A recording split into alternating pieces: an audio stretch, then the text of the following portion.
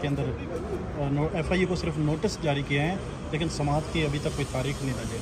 अब बेल का generally procedure तो यही होता है कि पहले जब डेट आती है उस पर नोटिस जारी किया जाता है, मगर मेन बात ये थी कि इस केस में जो मेन काउंसिल है सलमान सफदर साहब, उन्होंने कम से कम 4 दफ़ा कोर्ट से इस्तदा की कि हमें एक्चुअल डेट दे दी जाए। उन्होंने प्रीवियस कॉन्डक्ट का भी हवाला दिया कि FIA के वकीलों ने किस तरह से मुख्तलिफ गीले बहानों से इस बेल को नीचे अल्तवा में रखा, जो आपके सबके सामने। फिर जज साहब हफ्ते के लिए छुट्टी पे चले गए, तो उन सारी चीज़ों ने इस मामले को ऑलरेडी बहुत ज़्यादा डिले किया हुआ था। तो इसमें कोई कबाहत नहीं थी कि एक्चुअल डेट दे दी जाती, मगर चीफ जस्टिस साहब ने कहा कि हमारा ऑटोमेटिक एक प्रोसेस है, तो ऑटोमेटिकली आपकी नेक्स्ट वीक में बेल लग जाएगी। तो अब हम होप यही करते हैं कि नेक्स्ट वीक में जब लगेगी तो FIA कोई दोबारा से बहाना नहीं मिलाएगी कि उन्हें ऑलरेडी नीचे सफिशेंट टाइम मिल चुका था। बेसिकली आर्गूमेंट्स तो वही हैं, कोई नई आर्गूमेंट्स तो आनी नहीं, मगर इस केस को मेरिट पे टेकअप होना चाहिए और जल्द अज जल्द डिसाइड होना चाहिए। नए चीफ जस्टिस काजी फाइल साहब आ गए, PTI के लिए कोई उनके लिए रिलीफ या केसेस के हवाले से कोई नरमी की तवक्को की जा रही है?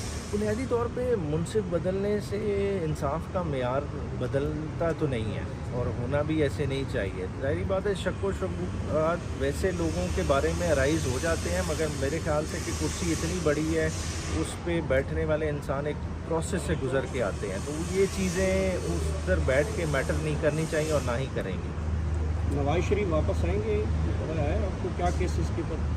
नैब की जो अमेंडमेंट्स उड़ने के बाद तो मैं बिल्कुल भी नहीं देखता। देखिए, जो बंदा अपने भाई के दौर में वापस नहीं आ सका, तो वो इस तरह के सेटअप में क्यों आएगा जहां अकाउंटेबिलिटी की आवाज़ें चल रही हैं, जहां लूटी हुई दौलत वापस लाने की बातें चल रही हैं, तो वहाँ तो मेरे ख्याल से उनका तो स्कोप बिल्कुल बनता ही नहीं। चीफ आर्मी स्टाफ ने करप्शन के ख़िलाफ़ बड़े क्रैकडाउन शुरू कर दिए हैं, PTI के ऊपर भी है, अताब है, तो बाकी जमातों के साथ भी क्या होगा?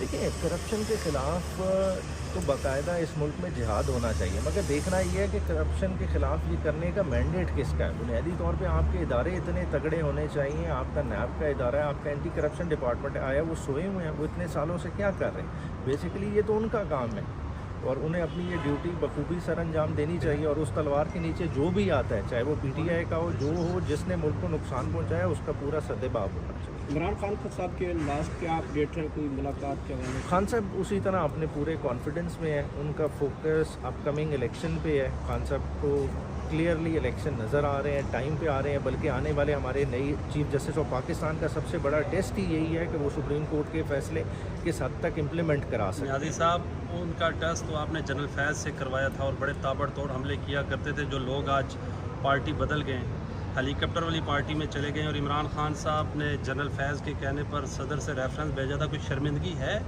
सदर को? जैसे कल उनसे साफ़ी भी मिलना गवारा नहीं कर रहे थे प्रेसिडेंट से, कल आपने तस्वीरें देखी होंगी। नहीं, आप जो बात कर रहे हैं ना, आप तो जनरल फैज़ के हवाले से बात है, आप बात करें खान साहब के हवाले से। जनरल फैज़ के तो हम नुमाइंदे नहीं है गया था ना सर। नहीं, प्रेसिडेंशियल रेफरेंस था, बेसिकली कैबिनेट ने अप्रूवल दी थी। आप पूरे प्रोसीजर देखें ना, प्रेसिडेंशियल रेफरेंस ऐसे नहीं जाता, कोई एक बंदे की मंशा नहीं होती, तो पूरी अप्रूवल के साथ गया था। और बाद में खान साहब ने उस पर अपना रिट्रैक्ट भी किया था कि हाँ जी, ये एक गलती थी, नहीं करना चाहिए था उस वक्त। जो हुआ उसको ज़ाहिर बात है उन्होंने रिट्रैक्ट किया। Thank you. Thank you.